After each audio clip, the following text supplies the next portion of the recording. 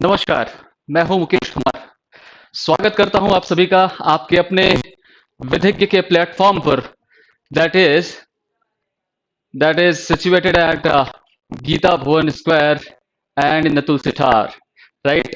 And in this particular session, we will have the discussion on the a new particular kind of enactment, that is national investigation agency. तो राष्ट्रीय अन्वेषण अभिकरण अधिनियम 2008 पर आज हम लोग कुछ डिस्कशन करेंगे, right? Which is very much important subject for the purpose of your examination as to Madhya Pradesh ADPO exam, right? Good evening, Vivek. So, in this particular session, we will have the discussion and in this particular subject. But before going into in depth of the subject, we will have some discussion on the specific parts as to your strategy and planning of the examination. Right, within 5 minutes. 5 minute में हम लोग इसको समझ लेंगे। तो एमपीएडीपीओ के exam में जैसा कि आप लोग बहुत अच्छी तरह से इस बात से वाकिफ हैं कि यहाँ पर इस सेक्शन को दो भागों में विभक्त कर दिया गया है ना? पहले सेक्शन में आपने देखा कि जीके यानी करंट अफेयर और मध्य प्रदेश का कुछ static part, national plus international, ये सारी चीजों को कवर करता हुआ कुछ पोर्शन आपसे पूछा जाएगा। Good evening Surabhi, hello Lavesh. So in this particular part, you will have the syllabus as to the general knowledge and current affairs, जो लगभग 50 marks का आपसे question आपसे पूछा जाएगा with negative marking of 1/3. Again in the second part, that is law portion. Law portion में आपको ये बात मालूम होगी कि लगभग दो 29 सब्जेक्ट्स आपसे लॉ के पोर्शन में पूछे जाएंगे। What are you saying, Surabhi? There is a disturbance in audio. I'm asking to my technical team. Is it now good to go? अभी आप सभी को आवाज ठीक तरीके से संप्रेषित हो रही है?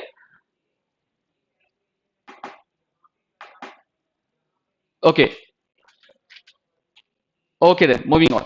So I was talking about ki there are 29 law subjects that are coming in the second part of the syllabus of your MPADPO exam, right? In that particular 29 law subjects, it is one of them, National Investigating Agency Act. अभी तक हम लोग जो अपना ये portion cover up कर रहे हैं, जिसमें आपको लगभग इस पूरे नेक्स्ट मंथ तक, जब तक आपका एग्जामिनेशन हो रहा हो उसके पहले तक, हम लोग कोशिश करेंगे कुछ माइनर सब्जेक्ट आपके यहाँ इस प्लेटफॉर्म पर फ्री ऑफ कॉस्ट डिस्कस हो रहे हैं, प्लस उसमें आप कुछ ना कुछ प्रैक्टिस भी कर पाए, राइट? तो before wasting the time, just come and see the chart, right? So in the first slide that you can see, when you focus on what you want, everything else falls away. So we know this particular quote very well, लेकिन क्या हम इसे सही तरीके से अपने जीवन में प्रवर्तित भी करा पाते हैं, ये बड़ा प्रश्न है ना? तो कोशिश करिए कि आप जिस भी पर्टिकुलर एग्जामिनेशन के लिए अपनी तैयारी में जुटे हुए हैं, है ना, उस एग्जामिनेशन में आप थोड़ा सा फोकस्ड होकर के इस प्रकार के एग्जामिनेशन की तैयारी करें, है ना? जब तक अपने लक्ष्य के प्रति संकेंद्रण नहीं होगा, तब तक अपने लक्ष्य से दूरी होती जाएगी, right? So please be focused on the aim, on the लक्ष्य that you have made, right? That is very much required. ठीक है, प्रियंका, सुगंधा, सभी आप सभी का स्वागत है। चलिए मूव करते हैं अपने नेक्स्ट सेशन में।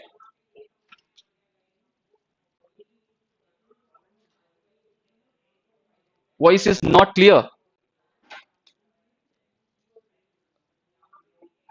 What happened?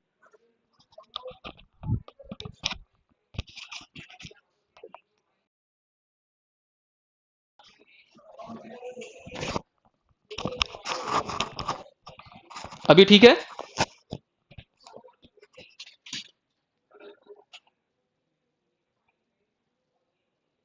Priyanka, Sugandha, Vivek, Surabhi, Lavesh, voice is clear? So we can move on.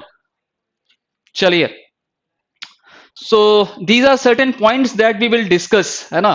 तो आज के सेशन में हम लोग क्या क्या चीजें डिस्कस करने वाले हैं, वो चीजें यहां पर लिखी हुई हैं और आपको ये बातें यहां से दर्शित हो जाएंगी, ठीक है? तो इसमें हम इस पर्टिकुलर एक्ट के संदर्भ में कुछ ओवरव्यू लेंगे।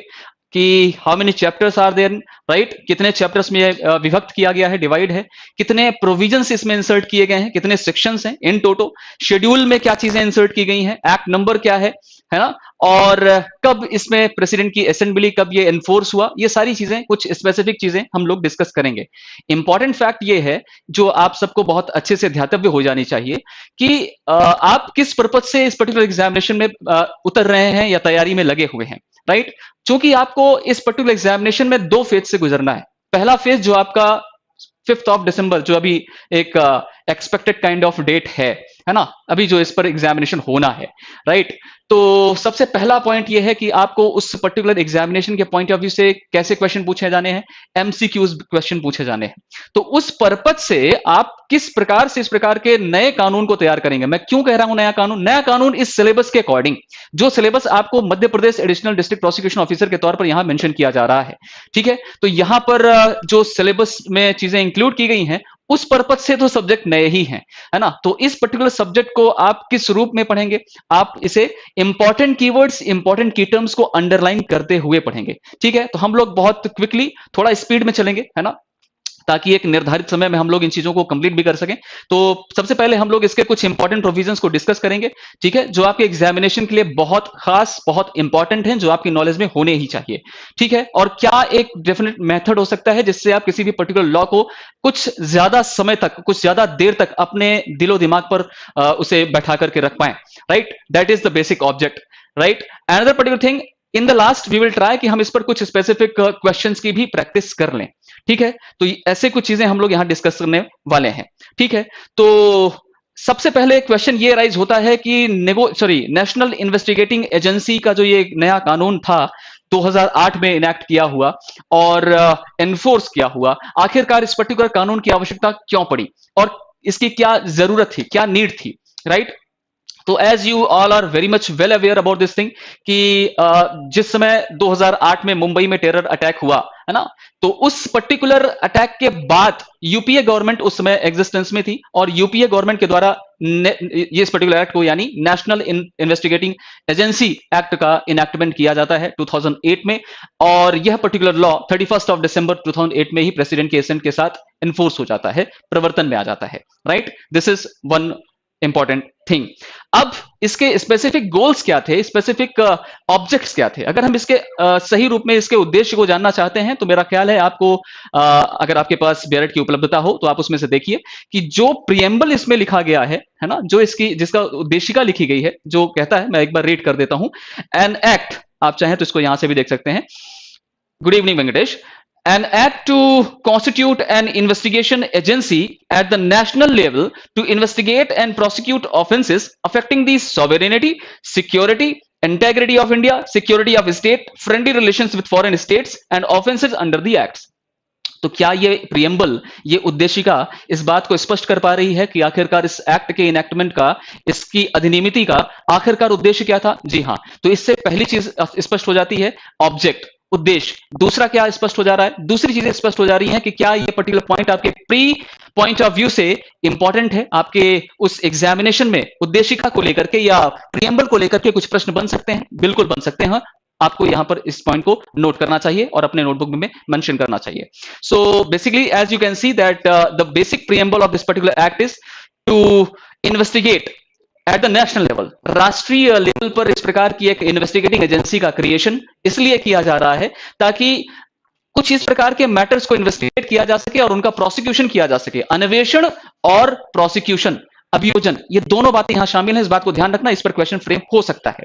गुड इवनिंग निधि। तो इस दोनों पॉइंट पर क्वेश्चन फ्रेम हो सकता है, इस बात का ध्यान रखना, राइट, कि यहां पर क्रिएट किए जाने वाले नेशनल इन्वेस्टिगेटिंग एजेंसी का जो प्रॉपर ऑब्जेक्ट है वह टू इन्वेस्टिगेट और एंड टू प्रोसिक्यूट, यानी अन्वेषण और अभियोजन, दोनों चीजें यहां पर इंक्लूड हैं, अंतर्वलित हैं। Further, affecting the sovereignty, security, integrity of India, security of state, इसे आप कुछ इस रूप में भी लिख लीजिए तो कुछ गलत नहीं होगा, है ना। ISSS क्या? सॉवरेनिटी, सिक्योरिटी और integrity, security of India plus state. तो भारत और भारत के अंदर के राज्यों की सुरक्षा, भारत की सुरक्षा, भारत की अखंडता, भारत की संप्रभुता, अगर इन पर्टिकुलर चीजों को अफेक्ट करने वाली किसी भी प्रकार का कोई ऑफेंस कमिट किया जाता है, अपराध कमिट किया जाता है, तो यहां पर नेशनल इन्वेस्टिगेटिंग एजेंसी के पास इस प्रकार की शक्तियां, यह अधिनियम, यह एक्ट प्रोवाइड कर रही है कि वो इस प्रकार के मैटर्स को इन्वेस्टिगेट कर सकती है और उनका प्रोसिक्यूशन करवा सकती है, अभियोजन करा सकती है। उन पर्टिकुलर मैटर्स को भी ये इंक्लूड कर रहा है जहां पर भारत के यानी इंडिया का किसी दूसरे पर्टिकुलर फॉरेन कंट्री के साथ कुछ फ्रेंडली रिलेशन है, मित्रतापूर्ण कुछ संबंध है। उन राज्यों पर भी इस प्रकार का अपराध अगर कमिट किया जाता है तो इस प्रकार की चीजों को यहां पर इंक्लूड करने का प्रयास किया गया है। तो यहां पर आपने देखा कि एक ऐसी नेशनल इन्वेस्टिगेटिंग एजेंसी, एक ऐसी राष्ट्रीय अन्वेषण अभिकरण जो इस प्रकार के मैटर्स को इन्वेस्टिगेट करने और उनके प्रोसिक्यूशन को लेकर के यहां पर चीजों को उनकी उद्देश्यता को दर्शित कर रहा है। ठीक है, तो प्रियम्बल के अंतर्गत आप दो चीजें स्पेसिफाई करिए। पहला, बेसिक ऑब्जेक्ट, जो उनका आधारभूत उद्देश्य इस प्रकार के अधिनियमिति का, इस प्रकार के इनैक्टमेंट का, और साथ ही साथ आपके एग्जामिनेशन पॉइंट ऑफ व्यू से कौन सा इंपॉर्टेंट कीवर्ड या इंपॉर्टेंट की टर्म इंपॉर्टेंट हो सकता है, महत्वपूर्ण हो सकता है। मूव करते हैं थोड़ा आगे। इससे दो बातें आपको और स्पष्ट हो जानी चाहिए कि to execute in depth professional kind of investigation of scheduled offences, क्योंकि सॉरी मैं बार बार नेगोशिएबल इंस्ट्रूमेंट एक्ट का नाम ले रहा हूं। नेशनल इन्वेस्टिगेटिंग एजेंसी किस प्रकार ऑफेंसेस के लिए इन्वेस्टिगेशन का कार्य करेंगी और उनके प्रोसिक्यूशन का एक्शन परफॉर्म करेंगी, ये बात कहां से तय होगी? तो ये पर्टिकुलर फैक्ट तय होता है इसमें अपेंडेड शेड्यूल से।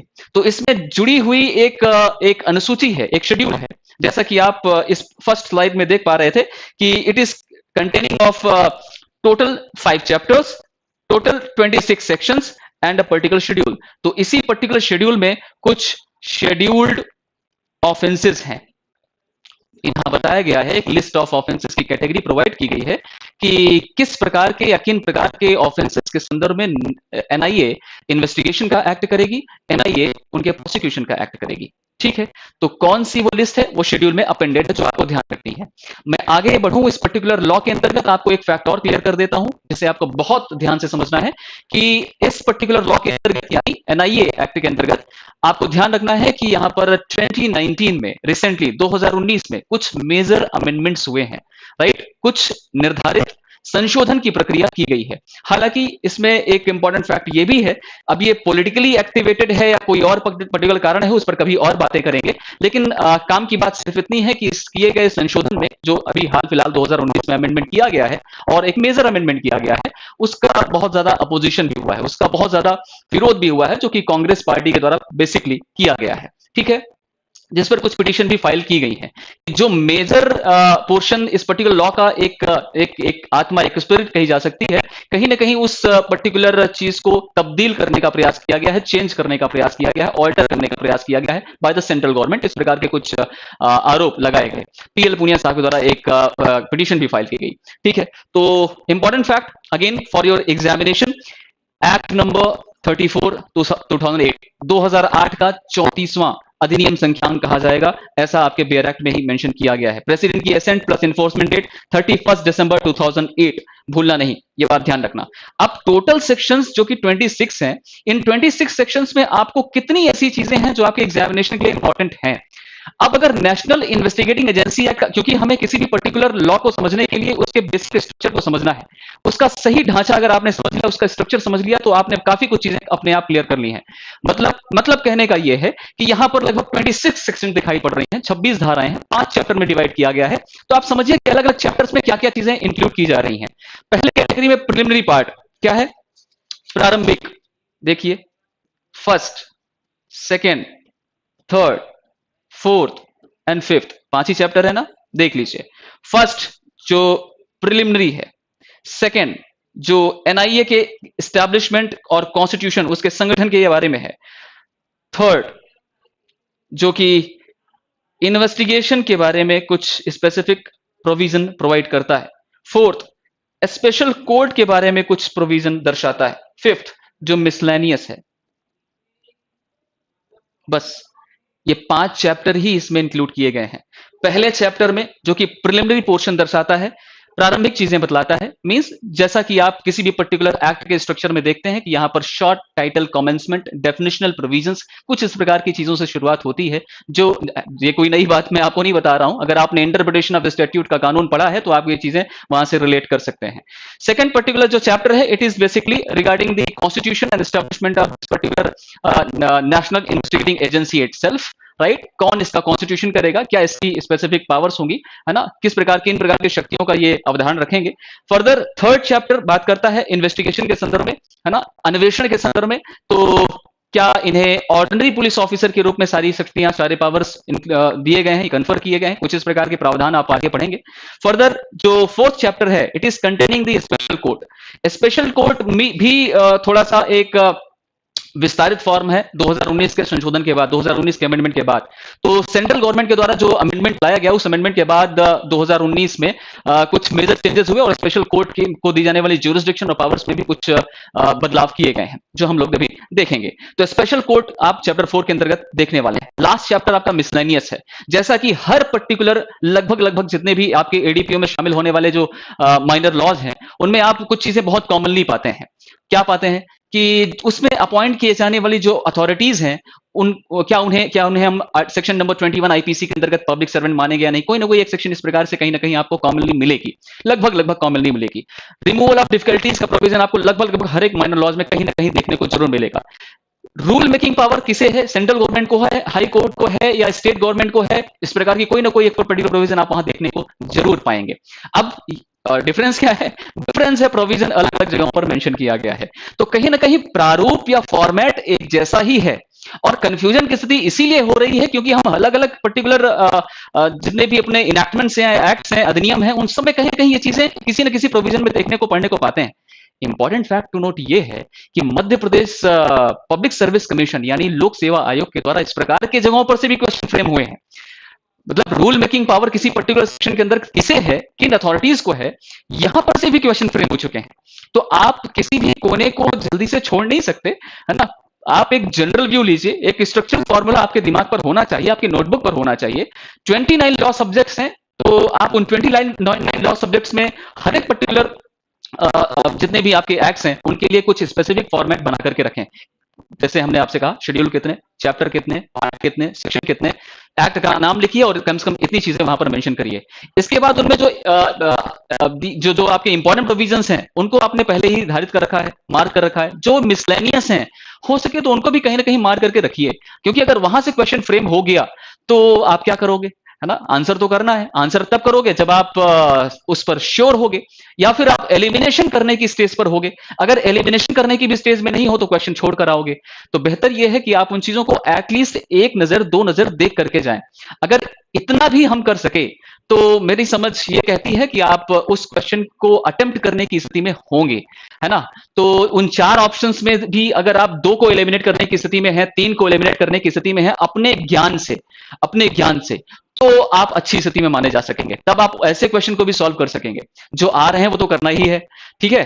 तो कहने का मतलब ये है कि जितना ज्यादा से ज्यादा आप स्कोरिंग कर सकें इस नेगेटिव मार्किंग की स्थिति में भी, 1/3 नेगेटिव मार्किंग की स्थिति में भी जरूर करें। ऐसी भ्रांति मत पालना अपने दिमाग में कि मैं सिर्फ लॉ में अच्छा करूंगा या करूंगी, जीके से मेरा कोई लेना देना नहीं है। अगर आप इस तरह की भावनाओं से अपने कंपटीशन को ले रहे हैं तो ये बहुत गलत कर रहे हैं, ऐसा नहीं करना है। आप जितना समय अपने कानून की तैयारी में लगा रहे हैं, लॉ की तैयारी में लगा रहे हैं, उतना ही समय आपको अपने जीके और जीएस के पोर्शन को भी प्रिपेयर करने में लगाना चाहिए। चलिए, ये इतनी सारी बातें हम लोगों ने कर ली, अब थोड़ा सा आगे बढ़ते हैं वरना काम की बातें छूट जाएंगी। चलिए, तो सेक्शन की शुरुआत करते हैं। सबसे पहले प्रीलिमिनरी चैप्टर में देखिए, थोड़ा स्पीड से देखेंगे, है ना, इसलिए बने रहिए। चलिए, short title, extent and application. तो शॉर्ट टाइटल किसी भी पर्टिकुलर एक्ट की शुरुआत उसकी शॉर्ट टाइटल से होती है, पहले सेक्शन में, पहली धारा में, है ना। तो शॉर्ट टाइटल क्या है? वही क्या, एक्ट का नाम, ठीक है, the national investigating agency act 2008, ठीक है। फर्दर अब इसकी एप्लीकेबिलिटी देखिए, कहां तक इसका विस्तार है, कितना एक्सटेंशन है।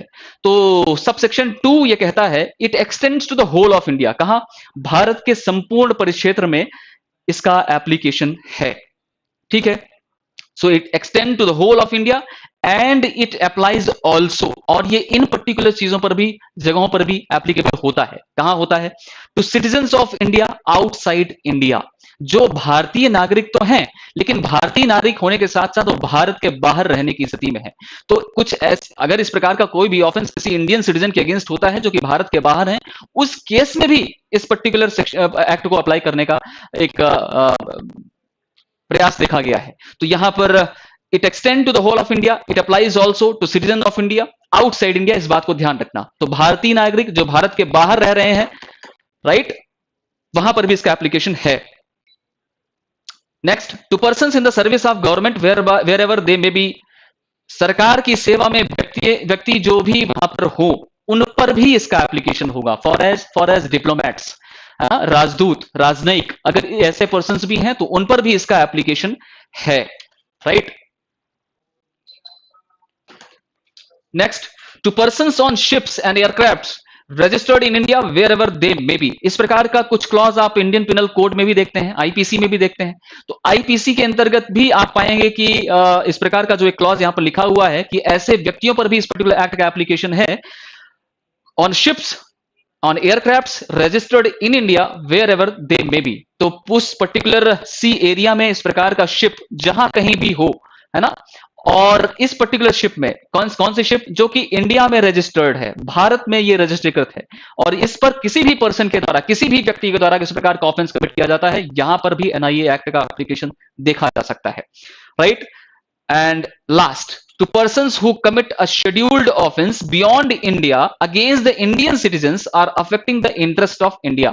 ध्यान रखना, इसमें क्लॉज नंबर डी जोड़ा गया है, और ये पर्टिकुलर क्लॉज नंबर डी जुड़ा है आपके 2019 के अमेंडमेंट के बाद, 2019 के अमेंडमेंट के बाद, और ये अमेंडमेंट एनफोर्स हुआ है 2 अगस्त 2009। 2 अगस्त 2019 को यह पर्टिकुलर अमेंडमेंट एनफोर्स हो चुका है, प्रवर्तित हो चुका है।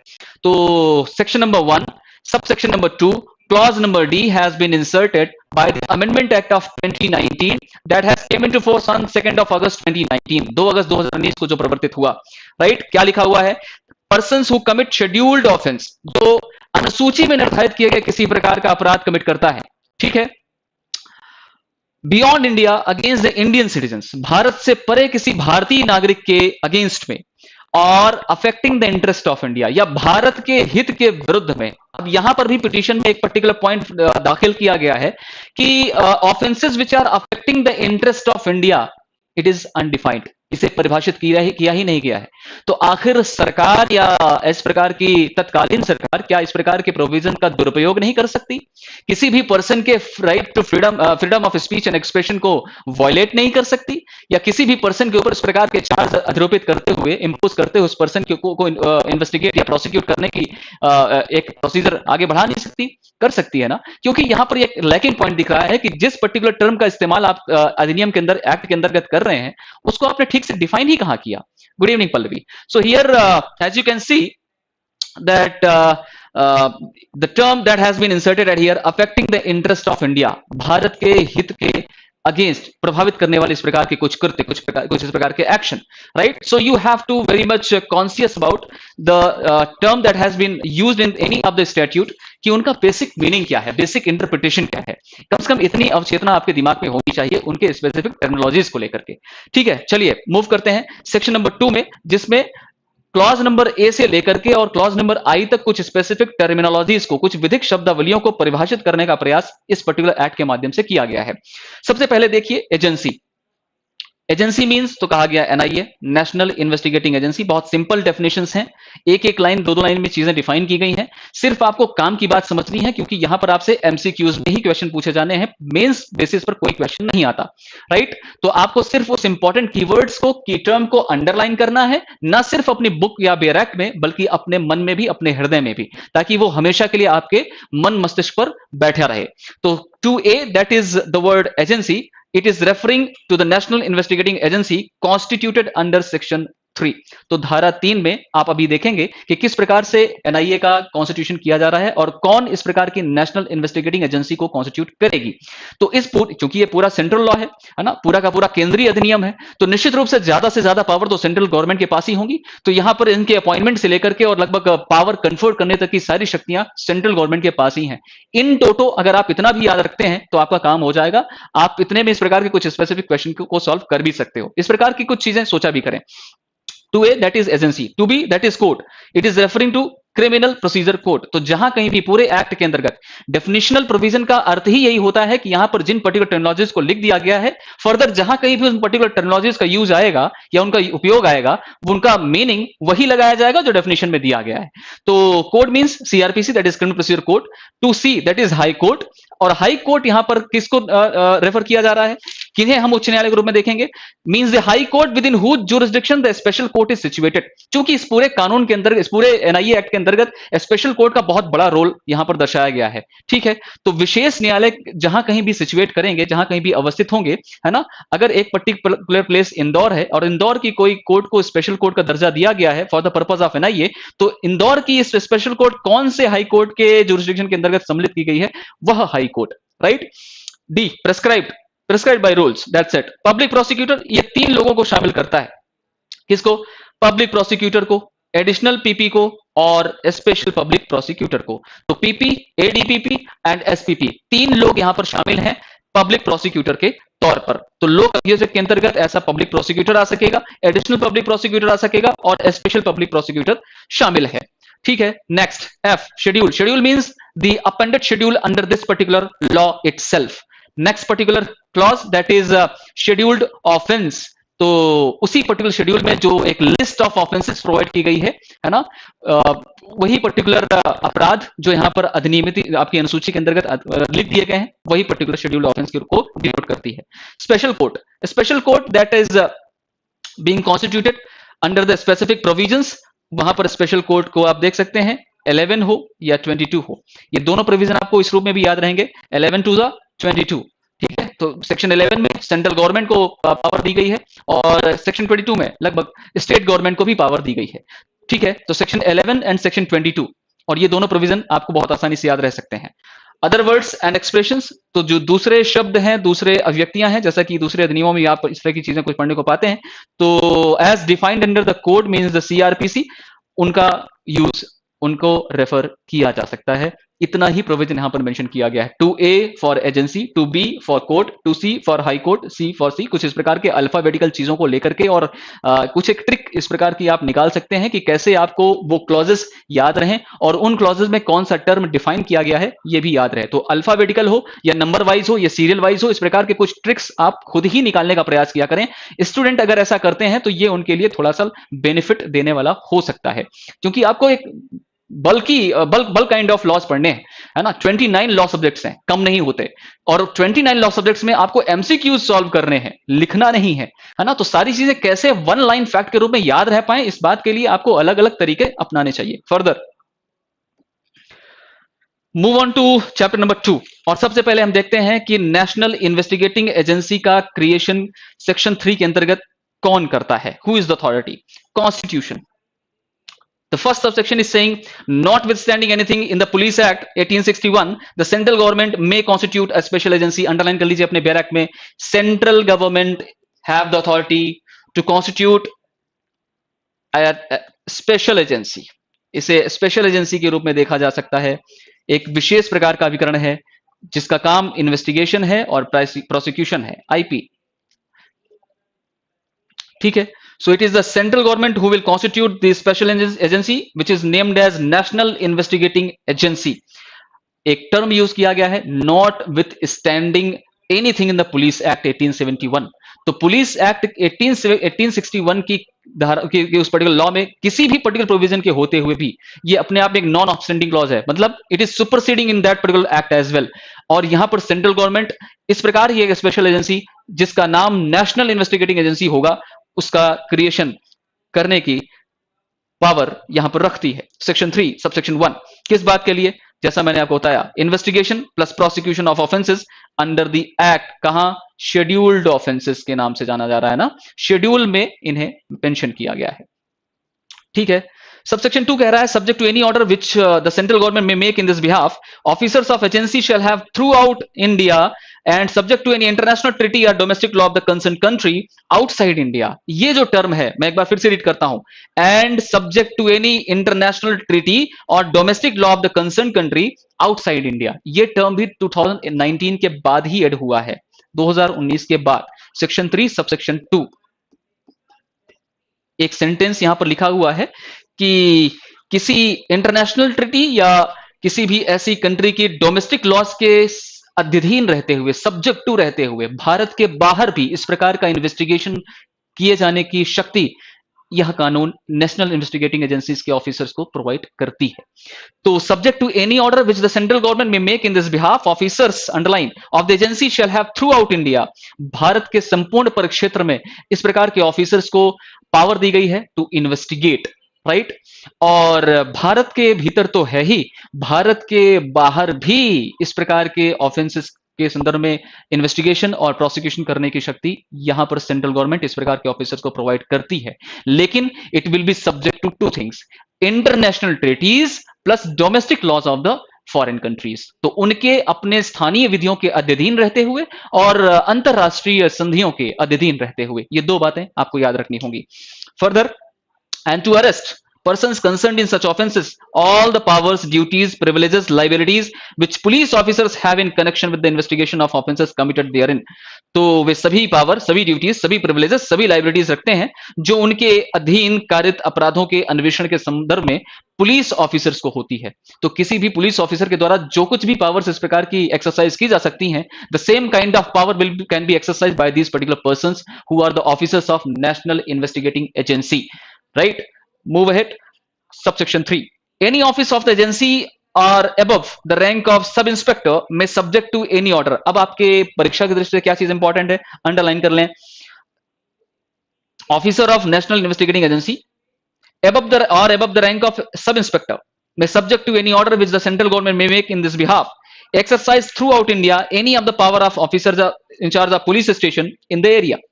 अब जहां कहीं भी ये पुलिस ऑफिसर्स प्रेजेंट होंगे, है ना, यानी नेशनल इन्वेस्टिगेटिंग एजेंसी के ऑफिसर्स प्रेजेंट होंगे, तो वो उस एरिया में एक officer in charge of police station की पावर रखेंगे, उतनी शक्ति रखेंगे। कैसे ऑफिसर्स होंगे? Who are the officers of the agency और above the rank of sub inspector. तो जो सब इंस्पेक्टर की रैंक से ऊपर का है या उस एजेंसी का एक अधिकारी है, उनके द्वारा इस प्रकार की पावर्स को एक्सरसाइज करने की क्षमता ये एक्ट देती है। They can exercise the power as to any particular officer of officer in charge of police station holding, right. उस प्रकार की शक्ति ये पर्टिकुलर पर्सन रखते हैं। और यही particular officers shall deemed to be an officer in charge of police station discharging the function of such an officer within the limits of a station।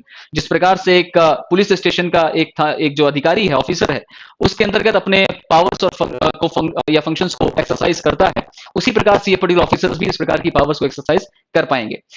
Section number 4, superintendence. और जैसे ही term superintendence use किया जाए, आपको तुरंत एक word याद आना चाहिए, और वो है सेंट्रल गवर्नमेंट।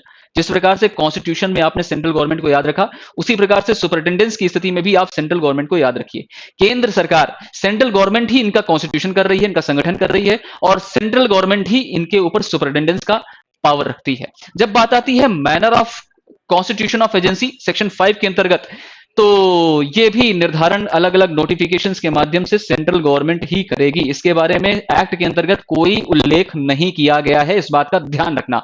सिर्फ इतना ही लिखा हुआ है कि subject to the provision of this act the agency shall be constituted in such manner as may be prescribed and conditions of service of persons employed in the agency shall be such as may be prescribed. तो जैसा विहित किया जाए, कौन विहित करेगा? Central government करेगी from time to time, right. Superintendence की स्थिति में ध्यान रखना, the superintendence of agency shall vest, the word shell vest in the central government, केंद्र सरकार पर यह चीज वेस्ट करेगी, right. Further, administration of agency shall vest in the an officer designated as director general appointed in his behalf. तो superintendence होगा central government के पास, और एडमिनिस्ट्रेशन, इनका प्रशासन, ये वेस्ट करेगा डीजी के पास, डायरेक्टर जनरल के पास, ठीक है। दो पर्टिकुलर टर्म आपको यहां पर याद रखने हैं आपके प्री पॉइंट ऑफ व्यू से। मूव करें आगे, चलिए chapter number 3 section number 6, investigation of scheduled offences. अब बात करते हैं, आपने एनआईएस का अपॉइंटमेंट कर दिया, इन ऑफिसर्स का अपॉइंटमेंट कर दिया, इनको इनके सुपरिटेंडेंट्स और इनके एडमिनिस्ट्रेटर का भी आपने उल्लेख कर दिया। अब इनकी इन्वेस्टिगेटिंग पावर्स देखिए, इन्वेस्टिगेशन ऑफ शेड्यूल्ड ऑफेंसेस। अब शेड्यूल के अंतर्गत जितने कुछ भी शेड्यूल्ड ऑफेंसेस प्रिस्क्राइब किए गए हैं, उनके संदर्भ में अन्वेषण की क्या शक्तियां ऐसे ऑफिसर्स को दी गई हैं, उसको आप एक बार देखें। Investigation of scheduled offences on receipt of information and recording thereof under section 154 of the code relating to any scheduled offense, the officer in charge of police station shall forward the report to the state government forthwith। Underline कर लेना दो बातें। पहला कि इस प्रकार की जो सूचना है वो ऐसे पर्सन्स को किस रूप में मिल रही है, ऑन रिसिप्ट ऑफ इंफॉर्मेशन, ठीक है, इस प्रकार की सूचना मिलने पर या फिर एफआईआर दर्ज होने पर, चूंकि section 154 of the criminal procedure code का रेफर कर रहा है, तो या तो एफआईआर दर्ज होने पर या इस प्रकार की सूचना प्राप्त होने पर क्या करेंगे, relating to any scheduled offence, कौन से ऑफेंसेस के संदर्भ में जो शेड्यूल में लिस्ट दी गई है, लिस्ट ऑफ ऑफेंसेस प्रोवाइड किए गए हैं, अगर उनमें से किसी एक ऑफेंस को कमिट करने के संदर्भ में कोई सूचना इस प्रकार के अधिकारी को मिलती है या एफआईआर दर्ज की जाती है, तो इस प्रकार का officer in charge of police station क्या करेगा, officer in charge of police station उस पर्टिकुलर रिपोर्ट को स्टेट गवर्नमेंट को फॉरवर्ड करेगा, राज्य सरकार को फॉरवर्ड करेगा, स्टेट गवर्नमेंट को फॉरवर्ड करेगा, इस बात को ध्यान रखना। Further on receipt of report under subsection 1, अब राज्य सरकार क्या करेगी, state government shall forward the report to the central government as expeditiously as possible, जितना जल्दी संभव होगा राज्य सरकार इस प्रकार की रिपोर्ट को अब अपने ऊपर सेंट्रल गवर्नमेंट को भेजेगी। ठीक है, तो पहले केस में आपने देखा officer in charge of police station will forward the report to state government will forward the copy to the central government as expeditious as possible. On receipt of report from the state government, the central government shall determine on the basis of information made available by the state government or received from other sources. Now underline the word within 15 days. ये आपके pre का question है। 15 दिवस के अंतर्गत जैसे ही report central government को मिलेगी, सेंट्रल गवर्नमेंट अपने आप को इस बात के लिए तटस्थ करेगा, किस बात के लिए, from the date of receipt of report whether the offence is scheduled offence और नॉट, क्या इस प्रकार की रिपोर्ट के अंतर्गत दर्ज किया गया ऑफेंस शेड्यूल्ड ऑफेंस के अंतर्गत आता है अथवा नहीं, having regard to the gravity of the offence and other relevant factors it is fit case to give it for the investigation by the national investigating agency और नॉट। बात समझ में आई? तो यहां पर आपको यह समझना होगा कि सबसे पहले इस प्रकार की रिपोर्ट जैसे officer in charge of police station को मिलती है, उसके द्वारा इसे स्टेट गवर्नमेंट को फॉरवर्ड किया जाएगा। तब जब वो जाने कि इस प्रकार के शेड्यूल के अंतर्गत लिस्ट किए हुए ऑफेंसेस के अंतर्गत कोई भी रिपोर्ट, कोई भी सूचना उसे मिल रही है या एफआईआर दर्ज की गई, स्टेट गवर्नमेंट को रिपोर्ट प्रस्तुत किया जाएगा। स्टेट गवर्नमेंट इस प्रकार की रिपोर्ट को एक्सपीडिशियसली सेंट्रल गवर्नमेंट को प्रोड्यूस करेगी और सेंट्रल गवर्नमेंट 15 दिवस के अंतर्गत जैसे ही इस प्रकार की रिपोर्ट मिलती है उसके 15 डेज के अंदर क्या डिसाइड करेगी, क्या ये एक फिट केस है कि इस प्रकार के केस को नेशनल इन्वेस्टिगेटिंग एजेंसी को इन्वेस्टिगेट करने के लिए दिया जाना चाहिए। Further where the central government is of opinion that offence is a scheduled offence and it is a fit case to investigate by the agency, it shall direct the agency to investigate the said offence. यहां पर central government mandatory तौर पर या आज्ञापक रूप पर ऐसी national investigating agency को निर्देशित करेगी, किस बात के लिए, कि आप इस पर्टिकुलर ऑफेंस के संदर्भ में इन्वेस्टिगेशन करें, अन्वेषण करें, राइट। तब जब सेंट्रल गवर्नमेंट इस बात पर तटस्थ हो जाती है कि यह एक फिट केस है, दूसरे सर्कमस्टांसेस, दूसरे फैक्टर्स को भी कंसीडर करते हुए कि यह एक फिट केस है जो इस पर्टिकुलर एजेंसी के द्वारा इन्वेस्टिगेट किया जाना चाहिए। Further where the central government is of opinion that the further subsection of 5, notwithstanding anything contained in this section, if the central government is of opinion that scheduled offense has been committed which is required to be investigated under this act, it may suo motu direct the agency to investigate the said offense। यहां पर इस बात को भी स्पष्ट किया जा रहा है, क्लियर किया जा रहा है कि सेंट्रल गवर्नमेंट के पास सुमोटो एक्शन लेने की भी शक्ति है। तो अगर इस प्रकार की रिपोर्ट प्रस्तुत नहीं होती तो क्लॉज नंबर 5 कहता है कि सेंट्रल गवर्नमेंट के पास सुमोटो एक्शन लेने की भी पावर है। अब अगली कंडीशन ये है, अब क्लॉज सबसेक्शन नंबर 4 और सबसेक्शन नंबर 5 इन दोनों को क्लब करते हुए पढ़िए। Where any direction has been given under section 4 or 5, state government and any police officer of the state government investigating the offence shall not proceed, underline कर लेना, shall not proceed with the investigation and shall forthwith transmit relevant documents and records to the agency। तो जैसे ही इस प्रकार की जो investigation process के लिए डायरेक्शन नेशनल इन्वेस्टिगेटिंग एजेंसी को मिल जाती है, उसके बाद स्टेट गवर्नमेंट और स्टेट गवर्नमेंट की जो स्टेट की इन्वेस्टिगेटिंग एजेंसीज हैं, इनके द्वारा कोई भी फर्दर इन्वेस्टिगेशन नहीं किया जाएगा और इमीडिएटली जो भी रेलेवेंट रिकॉर्ड्स हैं, डॉक्यूमेंट्स हैं, वो इस प्रकार की एजेंसी को सेंड कर दिए जाएंगे, पारित कर दिए जाएंगे। क्लियर?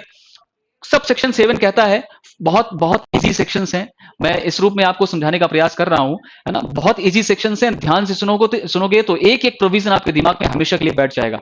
बहुत इजी प्रोविजंस हैं, प्रोसीजर समझते जाइए। अभी सिर्फ ये देखते जाइए कि क्या क्या चीजें इसके अंतर्गत रेलेवेंट और इंपॉर्टेंट हो सकती हैं। बाद में एक क्यूमुलेटिव फॉर्मेट में आप ये समझ लीजिए कि कौन सी पॉइंट हैं जो आपको ध्यान रखने हैं। ठीक है, तो for the removal of doubts it is hereby declared that till the agency takes up the investigation of the case it shall be duty of the officer in charge of police station to continue the investigation. तो removal of difficulty doubts के लिए एक बात और स्पष्ट की जा रही है कि जब तक इस प्रकार के मैटर को, इस प्रकार के ऑफेंस को नेशनल इन्वेस्टिगेटिंग एजेंसी के द्वारा इन्वेस्टिगेट करना प्रारंभ नहीं कर दिया जाता, शुरू नहीं कर दिया जाता, तब तक के लिए इस प्रकार के मैटर को, इस प्रकार के ऑफेंस के संदर्भ में स्टेट की जो एजेंसी है, इन्वेस्टिगेटिंग एजेंसी है, पुलिस ऑफिसर है, उसके द्वारा इस प्रकार का इन्वेस्टिगेशन किया जा सकता है, फर्दर इन्वेस्टिगेशन किया जा सकता है। Further, where the central government is of opinion that scheduled offence has been committed at any place outside India, underline, to which this act extends, it may direct the agency to register the case and take up investigation as if such offense has been committed within India.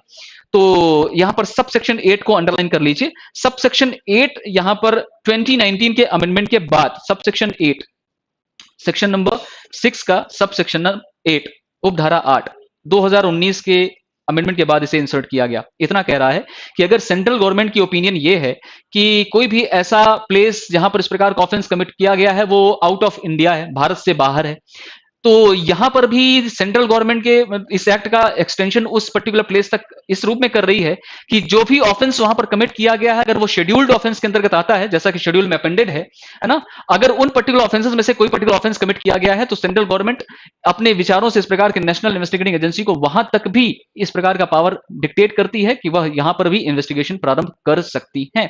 तो ठीक उसी रूप में कर सकती है जैसे वह पर्टिकुलर ऑफेंस भारत के बाहर नहीं, भारत के भीतर विद इन इंडिया कमिट किया गया है।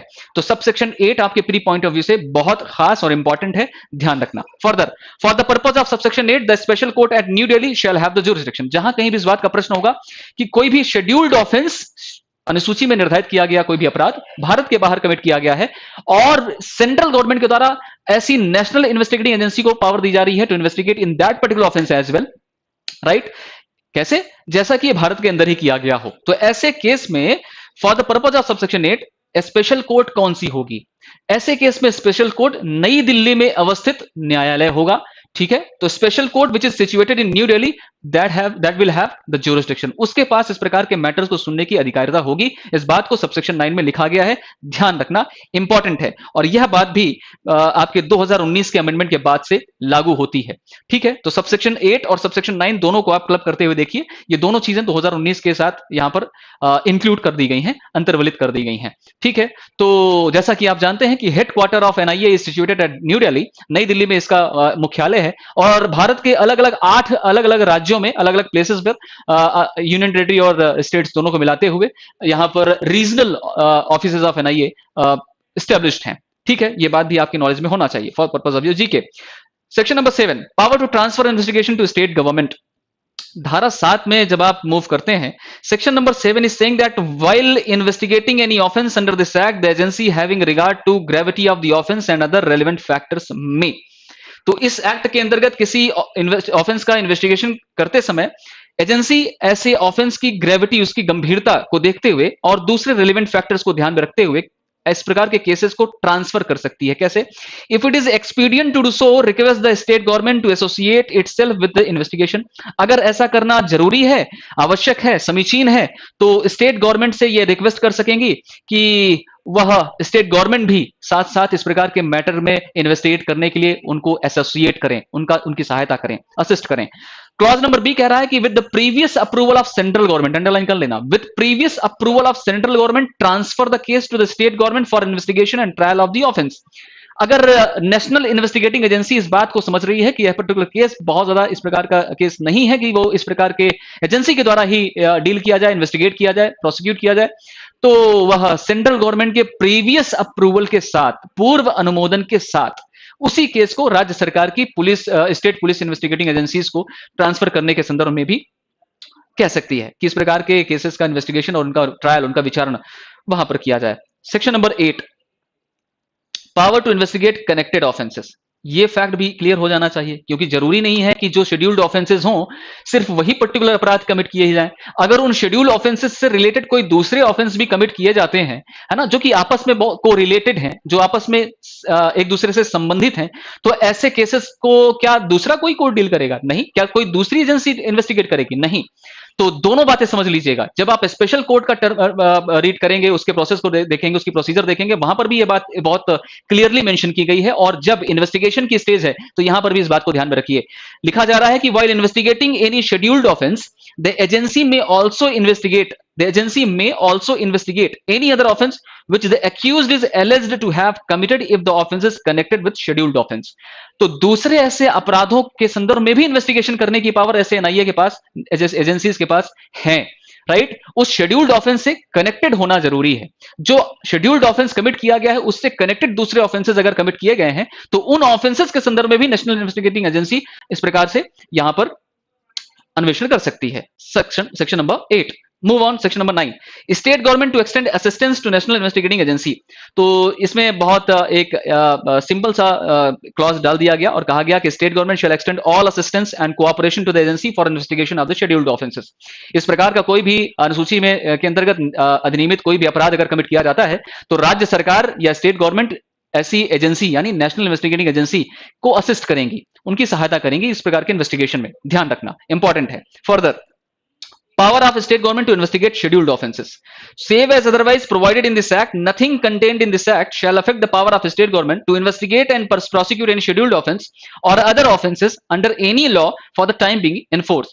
तो इसमें एक एक्सप्लेनेटरी क्लॉज टाइप चीजें मेंशन कर दी गई धारा 10 में, सेक्शन 10 में एक स्पष्टीकरण दिया जा रहा है, एक्सप्लेनेशन इस बात का दिया जा रहा है और कहा जा रहा है कि जो कुछ भी चीजें यहां पर मेंशन कर दी गई हैं इस particular national investigating agency act 2008 के अंतर्गत, उनके अलावा अगर कोई पर्टिकुलर ऑफेंस कमिट किया जाता है ना, जो कि शेड्यूल्ड ऑफेंस के अंतर्गत भी आ सकता है, किसी दूसरे पर्टिकुलर कानून, दूसरे पर्टिकुलर लॉ के अंतर्गत दंडित किया जा सकता हो, पनिशेबल बनाया गया हो, तो इस प्रकार के ऑफेंसेस के संदर्भ में राज्य सरकार के जो इन्वेस्टिगेटिंग एजेंसीज हैं, है ना, स्टेट पुलिस इन्वेस्टिगेटिंग एजेंसीज हैं, उनके द्वारा इस प्रकार की चीजों के संदर्भ में इन्वेस्टिगेशन करना या ट्रायल करने के संदर्भ में यह एक्ट बार नहीं है या रोक नहीं रही है ना। तो save as otherwise provided in this act, nothing contained in this act shall affect the power of state government. राज्य सरकार की किसी प्रकार की और शक्तियों को यह अफेक्ट नहीं कर रही है, प्रभावित नहीं कर रही है। तो ये एक प्रकार का सेविंग क्लॉज हो गया, ठीक है, एक प्रकार का सेविंग क्लॉज हो गया। फर्दर, सेक्शन नंबर 11, अब यहां से शुरुआत होती है कि आपने इन्वेस्टिगेशन करा ली, उनको पावर्स दे दी, उनके ज्यूरिसडिक्शन को बता दिया कि किस प्रकार के ऑफेंसेस के संदर्भ में वो इन्वेस्टिगेशन कर सकती हैं, प्रोसिक्यूशन करवा सकती हैं। अब बात करते हैं एक एस्टेब्लिशमेंट की, है ना, एक ऐसा एस्टेब्लिशमेंट जो स्पेशल कोर्ट के नाम से जाना जाएगा, विशेष न्यायालय के नाम से जाना जाएगा। तो क्वेश्चन ये राइज होता है कि कौन स्पेशल कोर्ट्स का एस्टैब्लिशमेंट उनका कॉन्स्टिट्यूशन कर सकता है, इस प्रकार की कोर्ट्स को स्पेशल कोर्ट की पावर कन्फर कर सकता है। तो सेक्शन 11 और सेक्शन 22 दोनों को एक साथ अभी आप देख लीजिएगा। Section 11 is saying power of central government to designate court of session as a special courts. इसमें पहले यह बात लिखी हुई थी 2019 के अमेंडमेंट से पहले, सब्स्टिट्यूशन से पहले, क्या द वर्ड कॉन्स्टिट्यूट, तो यहां पर लिखा हुआ था power of central government to constitute the special courts. अब 2019 में जो अमेंडमेंट हुआ, उस अमेंडमेंट के बाद यहां पर इस वर्ड को सब्स्टिट्यूट कर दिया गया bye the word designate court of session. तो जो पहले से ही कोर्ट ऑफ सेशन के रूप में कोर्ट्स एस्टेब्लिश्ड हैं, उन्हें स्पेशल कोर्ट्स का दर्जा दिया जा रहा है, डेजिग्नेट किया जा रहा है। क्या लिखा जा रहा है? The central government shall in consultation with chief justice of high court. Central government, the word consultation किसकी? हाई कोर्ट की, ठीक है। हाई कोर्ट में किसकी? किसी भी हाई कोर्ट जज की नहीं, chief justice of that particular high court की। तो क्या लिखा? Central government shall in consultation with chief justice of the high court by notification in the official gazette the trial of scheduled offences designate one or more courts of session as a special court. तो एक या एक से अधिक session court को special courts का दर्जा दे सकती हैं, डेजिग्नेट कर सकती हैं, जो शेड्यूल्ड ऑफेंसेस में से किसी भी पर्टिकुलर ऑफेंस के ट्रायल के लिए एम्पावर की गई हैं, उन्हें शक्ति प्रदत्त की गई है। तो central government with consultation, word याद रखना, consultation, chief justice of high court, ठीक है, कितने, एक नहीं, एक या एक से अधिक कोर्ट ऑफ सेशंस को स्पेशल कोर्ट का दर्जा दिया जा सकता है, किसी पर्टिकुलर एरिया के लिए या एरियाज के लिए, किसी पर्टिकुलर केस के लिए या ग्रुप ऑफ केसेस के लिए, राइट। तो इस प्रकार की चीजों को आप इस रूप में भी समझिए कि उनका परिक्षेत्र क्या होगा, किस प्रकार के केसेस के संदर्भ में, क्या ग्रुप ऑफ केसेस को भी इंक्लूड किया गया है, जी हाँ। तो ऑफिशियल गजट में नोटिफिकेशन के माध्यम से इस प्रकार के कोर्ट ऑफ सेशंस को स्पेशल कोर्ट को के रूप में डेजिग्नेट किया जा सकता है। सेंट्रल गवर्नमेंट ऐसा कर सकती है with the consultation the chief justice of the high court, ठीक है। कौन सी हाई कोर्ट, तो उसी हाई कोर्ट से जिस हाई कोर्ट के ज्यूरिसडिक्शन के अंतर्गत इस प्रकार का कोर्ट ऑफ सेशन सिचुएट करता है, ध्यान रखना। Explanation, for the purpose of this subsection the expression high court means the high court of state in which the court of session to be designated as a special court is functioning. यह भी particular explanation आपके 2019 के amendment के माध्यम से जुड़ा है, ध्यान रखना। सेक्शन नंबर 11 एक्सप्लेनेशन 2019 से इंसर्ट हुआ है।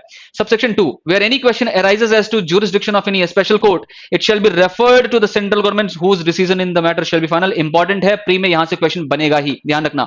Where any question arises as to jurisdiction of any special court, जहां पर इस बात का प्रश्न उठता है कि उस स्पेशल कोर्ट की अधिकारिता क्या होगी, ज्यूरिसडिक्शन क्या होगी, तो यहां पर मैटर क्वेश्चन सेंट्रल गवर्नमेंट को रेफर किया जाना चाहिए और सेंट्रल गवर्नमेंट के द्वारा निर्धारित किया गया आंसर, प्रत्युत्तर फाइनल होगा, अंतिम होगा, ध्यान रखना। Further the word and has been omitted from the 2019 amendment act, clause number 8 subsection 8। अब ये क्या कह रहा है, it is saying that for the removal of doubts it is hereby provided that the attainment by the session judge of the court of session referred to in subsection 1 of the age of superannuation under the rules applicable to him in the service to which he belongs shall not affect his continuance as judge of a special court, and appointing authority in consultation with central government may by order direct that he shall continue as judge until the specified date and until completion of trial of the cases before him whichever is earlier। तो ये भी एक removal of doubt है। Suppose करिए किसी भी particular special जज के द्वारा इस प्रकार के मैटर को सुना जा रहा है और उसकी सुपर एनिवेशन एज आ गई, अधिवर्षता की उम्र आ गई और अब वो इस पर्टिकुलर ट्रायल को कंटिन्यू नहीं कर सकता। तो इस प्रकार के सिचुएशन में शंका दूर करने के लिए, डाउट को क्लियर करने, स्पष्ट करने के उद्देश्य से यह पर्टिकुलर क्लॉज यहां पर इंसर्ट किया गया और इसमें यह बात मेंशन कर दी गई कि सेंट्रल गवर्नमेंट से कंसल्टेशन के साथ इस प्रकार के अपॉइंटेड अथॉरिटी के ऑर्डर से यह डायरेक्शन दिया जा सकता है कि एक स्पेसिफाइड डेट तक, एक विनिर्दिष्ट तारीख तक इस पर्टिकुलर पर्सन के समक्ष चलने वाले हर एक पर्टिकुलर मैटर है ना, उसके समक्ष चलने वाले इस प्रकार के केस या केसेस जो उस ऑर्डर में विनिर्दिष्ट किए गए हैं, स्पेसिफाई किए गए हैं, उनका कंप्लीट ट्रायल ऐसे जज के द्वारा ही किया जाता रहेगा, irrespective of his superannuation age, ठीक है। Next particular clause, when more than one special court is designated for an area or areas, the senior most judge shall distribute the business amongst them। important fact ये है कि अगर एक ही particular area या कई सारे एरियाज को मिलाकर के कुछ स्पेशल जजेस, स्पेशल कोर्ट्स की एस्टेब्लिशमेंट कर दी गई है, तो ऐसे केसेस में डिस्ट्रीब्यूशन ऑफ, क्योंकि ये बात तो आपको मालूम ही होगी कि एक डिस्ट्रिक्ट कोर्ट में जो डिस्ट्रिक्ट जज साहब बैठेंगे, उन डिस्ट्रिक्ट जज साहब के द्वारा दूसरे अमंग फेलो जजेस के समक्ष इस प्रकार के केसेस का डिस्ट्रीब्यूशन किया जाता है। तो ऐसे केसेस में क्या होगा, when more than one special court is designated for a single area, एक ही एरिया में एक से अधिक स्पेशल कोर्ट्स हो गए, तो यहां पर बिजनेस का जो डिस्ट्रीब्यूशन होगा, इस प्रकार के केसेस का जो डिस्ट्रीब्यूशन होगा, वो सीनियर मोस्ट जज के द्वारा किया जाएगा, उनमें से सीनियर मोस्ट जज ऑफ द स्पेशल कोर्ट के द्वारा किया जाएगा। ये इंपॉर्टेंट क्वेश्चन है, आ सकता है और 2019 में ये सब्स्टिट्यूट किया गया है, ध्यान रखना, 2019 में सबसेक्शन 9 सेक्शन नंबर 11। अब अगर आप चाहें तो डायरेक्टली आप सेक्शन 22 में मूव कर लें, power of state government to designate court of session as special court. तो यहां पर राज्य सरकार को भी शक्ति दी गई है कि इस प्रकार के स्पेशल कोर्ट ऑफ सेशंस को स्पेशल कोर्ट्स का दर्जा दे सकें, राइट। तो कोर्ट ऑफ सेशन को दिया जाने वाला जो स्पेशल कोर्ट ऑफ सेशन को जो स्पेशल कोर्ट का दर्जा दिया जा रहा है, यहां पर उन कोर्ट ऑफ सेशंस की जो अपनी शक्तियां हैं, अपनी अधिकारिता है ना, उस प्रकार के अदर केसेस को सुनने की, वह भी यहां पर इंक्लूडेड होती है। यह बात यहां पर लिखी हुई है, इस बात को ध्यान रखना। सेक्शन 22 को पढ़ लेना एक नजर by yourself. Moving ahead, place of swing, place of sitting, section 12। Appointment कर दिया, अब इनको एक जगह भी दे दो, बैठेंगे कहां? चलिए, प्लेस ऑफ सिटिंग। तो प्लेस ऑफ सिटिंग में द स्पेशल कोर्ट में on its own motion, underline the word own motion, और on application made by public prosecutor. तो या तो पब्लिक प्रोसिक्यूटर के द्वारा किए गए एप्लीकेशन से या बाय हिज ओन मोशन, ठीक है, अपनी स्वप्रेरणा से क्या कर सकता है? If it considers it expedient और desirable so to do. The word expedient and the word desirable, ऐसा जरूरी, आवश्यक है या ऐसा वांछनीय है, right? Sit for any of its proceedings to at any place other than his ordinary place of sitting. तो जिस पर्टिकुलर सामान्य जगह पर वह हमेशा बैठता था, उस जगह से दूसरी ऐसी प्लेसेस पर भी वह बैठ सकता है। कारण ये होने चाहिए या तो बाय हिज ओन मोशन, है ना, स्वयं के स्वप्रेरणा से, या फिर पब्लिक प्रोसिक्यूटर के द्वारा दिए हुए एप्लीकेशन से, जब इस प्रकार के मैटर्स के संदर्भ में एक्सपीडिशियस हो या फिर वांछनीय हो, डिजायरेबल हो। बहुत सिंपल सेक्शन है, सेक्शन 12। 13, अब बात करते हैं, न्यायालय की स्थापना भी हो गई और इसमें आपने इनकी प्लेस ऑफ सिटिंग भी तय कर दी, तो इनको कुछ पावर्स भी दे दो, ज्यूरिसडिक्शन भी डिसाइड कर दो। तो सेक्शन 13 और सेक्शन 14 और इसके साथ में 16 जरूर देख लेना। तो स्पेशल कोर्ट से रिलेटेड ये प्रोविजन आपको बहुत काम आएंगे। Jurisdiction of special court, power of special court and procedure and power of special court. तो ज्यूरिसडिक्शन के संदर्भ में लिखा हुआ है कि notwithstanding anything contained in the court, every scheduled offence investigated by the agency shall be tried only by the special court within whose local jurisdiction it was committed.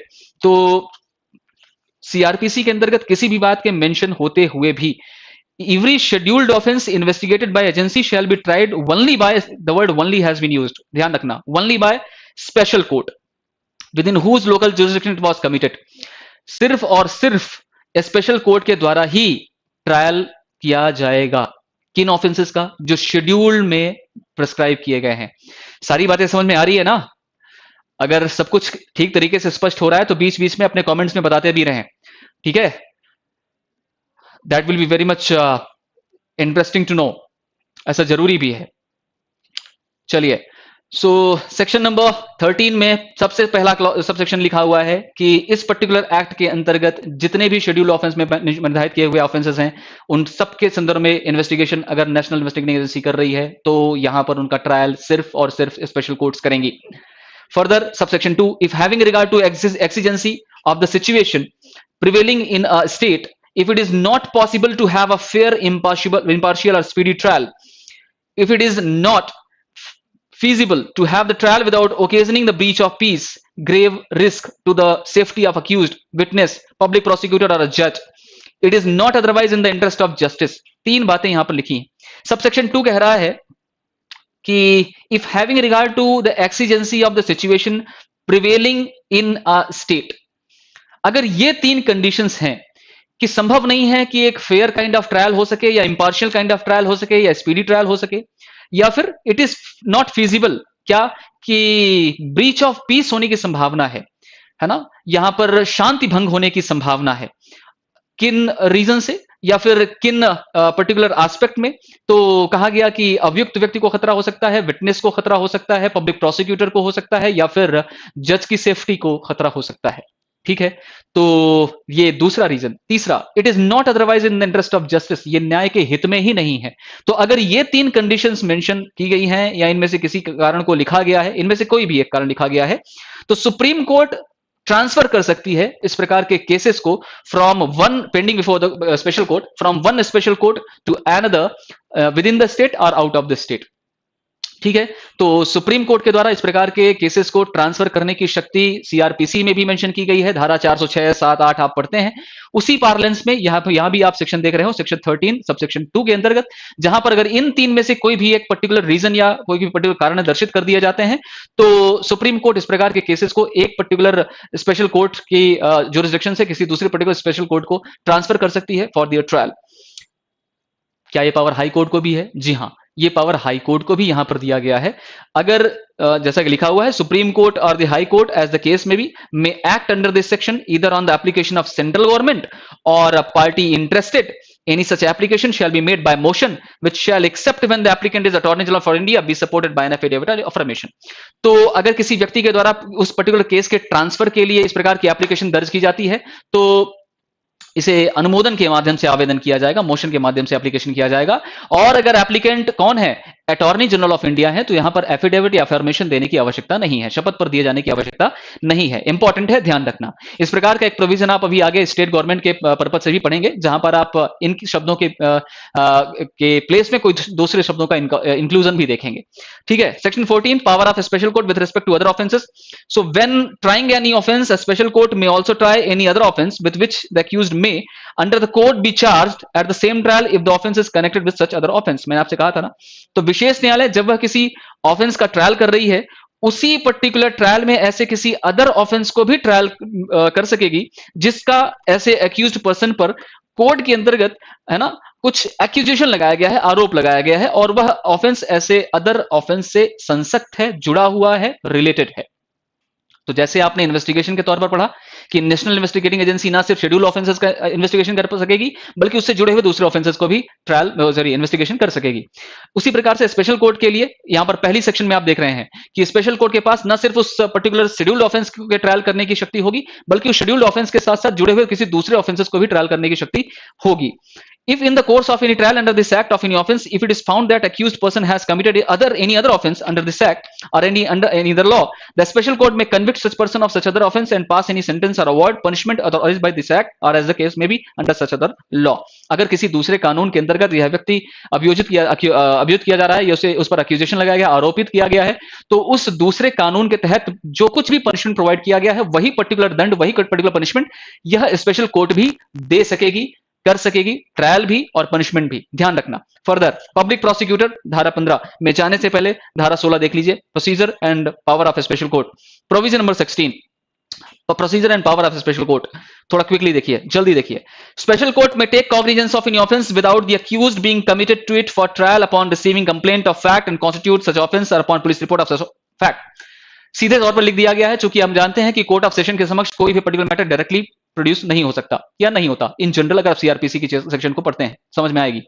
तो committal proceeding होती है, magistrate सबसे पहले उन particular parties को, evidences को examine करता है और उसके बाद वह कमिटल प्रोसीडिंग, अगर वो मैटर इस प्रकार से कुछ आधार उत्पन्न करता है कि उसे और एक्सक्लूसिव ज्यूरिसडिक्शन डिसाइड करता है कि ये कोर्ट ऑफ सेशन के द्वारा ट्रायल किया जाना चाहिए, तो उसे कमिटल प्रोसीडिंग में भेजता है। 2 स्टेज होते हैं ना। फर्दर, तो ये सेक्शन क्लियर कर रही है, सेक्शन 16 सबसेक्शन 1, कि a special court may take cognizance of any offense without accused being committed to it for trial। तो कमिटल प्रोसीडिंग होने की जरूरत नहीं है। यहां पर स्पेशल कोर्ट के समक्ष इस प्रकार के मैटर को डायरेक्टली प्रोड्यूस किया जा सकता है, either in the form of complaint और in the form of FIR. कुछ ऐसा कंप्लेंट जो इस प्रकार के ऑफेंसेस को कॉन्स्टिट्यूट करने वाले उन स्पेसिफिक एसेंशियल्स को शामिल करता हो, या फिर एफआईआर। तो इन दोनों ही पर्टिकुलर चीजों के माध्यम से कोर्ट ऑफ सेशन के समक्ष, यानी स्पेशल कोर्ट के समक्ष, इस पर्टिकुलर पर्पस के एक्ट के पर्पस से स्पेशल कोर्ट के समक्ष इस प्रकार के मैटर को डायरेक्टली प्रोड्यूस किया जा सकता है। Further, where an offense triable by special court is punishable with imprisonment for term not exceeding 3 years। अब यहां पर 2 बातें आप और देखोगे, मैं बहुत शॉर्ट में इस दोनों पर्टिकुलर पॉइंट को आप समझा देता हूं कि चूंकि सेक्शन 262 265 सीआरपीसी में आपने क्या पढ़ते हैं, समरी ट्रायल पढ़ते हैं, संक्षिप्त ट्रायल पढ़ते हैं। तो यहां पर कहा जा रहा है कि अगर किसी ऐसे पर्टिकुलर ऑफेंस का ट्रायल कोर्ट ऑफ सेशन के द्वारा, सॉरी स्पेशल कोर्ट के द्वारा किया जा रहा है जिनके लिए पनिशमेंट की व्यवस्था 3 वर्ष से कम है, 3 वर्ष से कम इंप्रिजनमेंट दिया जा सकता है, तो उस सर्कमस्टांस में यह बात क्लियर कर रही है कि ये यहां पर मेंशन किया जा रहा है कि 260 टू 262 या 263 टू 265 सीआरपीसी में किसी भी बात के होते हुए भी यहां पर इस प्रकार के मैटर का समरी ट्रायल किया जा सकेगा। नंबर 1। नंबर 2, समरी ट्रायल की दशा में आपने देखा कि जो भी पर्टिकुलर मैटर समरी ट्रायल के अंतर्गत आते हैं, संक्षिप्त ट्रायल के अंतर्गत आते हैं, वहां पर पनिशमेंट 3 महीने से ज्यादा नहीं दिया जा सकता। तो यहां पर इस बात को भी ठीक उसी रूप में क्लियर किया जा रहा है, अगर आप नेगोशिएबल इंस्ट्रूमेंट एक्ट को याद कर पाए कि यहां पर 1 वर्ष से अधिक का नहीं, एक इंप्रिजनमेंट दिया जा सकेगा, ऐसा यहां पर लिखा हुआ है। और फाइन जो 5 लाख रुपए तक का हो सकेगा। याद रखना, प्री के पॉइंट ऑफ व्यू से इंपॉर्टेंट है प्रोविजन भी और दिया जाने वाला पावर या जुरिस्डिक्शन भी। ठीक है, तो इस प्रक्रिया को, इस प्रोसीजर को और इस पावर को दोनों को याद रखना समरी ट्रायल के संदर्भ में। ठीक है, in relevance to section number 260 to 265 of CrPC as well, right, for the purpose of your examination it is very much hot point. Subject to other provision of this act, a special court shall, for the purpose of trial, if any offence, have all the power of a court of session, and shall try such offence as if it were a court of session, so far as may be in accordance with the procedure prescribed in the court. तो special court को किसी offence के trial के purpose के लिए session court की सभी powers होंगी, ऐसा मैंने आपको पहले भी बता दिया है। Subject to other provision of this act, every case transfer to a special court under subsection 2 of section 13 shall be dealt with as if such case had been transferred under 406 of the court to such special court. तो section 13 का relevance 406 के साथ मैंने आपको पहले ही दे दिया, आपको समझ में आनी चाहिए कि यहां पर जो पर्टिकुलर केस ऐसे स्पेशल कोर्ट को ट्रांसफर किए जा रहे हैं वो उसी रूप में माने जाएंगे जैसे धारा 406 में सुप्रीम कोर्ट या हाई कोर्ट ने उन्हें ट्रांसफर किए हैं। फर्दर सेक्शन 299 के रेलेवेंस में भी ये बात लिख दी गई है कि इस पर्टिकुलर कोड में किसी पर्टिकुलर फैक्ट के होते हुए भी सेक्शन 299 सीआरपीसी में, जो कि स्पेशल कोड के अंदर, यहां पर स्पेशल कोड के अंतर्गत अगर कोई फैक्ट यहां पर मेंशन किया गया है as to the recording of evidence, 299 CrPC ये कह रही है कि अगर अक्यूज्ड पर्सन उपस्थित नहीं है, अब्सेंट है, तो उस पर्टिकुलर सर्कमस्टांस में क्या एविडेंस रिकॉर्ड किए जा सकते हैं। अगर अक्यूज्ड पर्सन एब्सकॉन्डर है, भगोड़ा है, भाग गया है, या फिर उसके अभी तत्काल अरेस्ट होने की कोई पॉसिबिलिटी नहीं है, संभावना नहीं है, तो क्या ट्रायल प्रोसेस रुकी रहेगी? क्या एविडेंसेस रिकॉर्ड नहीं किए जा सकते? एक एक्सेप्शन के तौर पर, जैसा आप सेक्शन 33 इंडियन एविडेंस एक्ट की एक्सेप्शन के तौर पर सेक्शन 299 को पढ़ते हैं।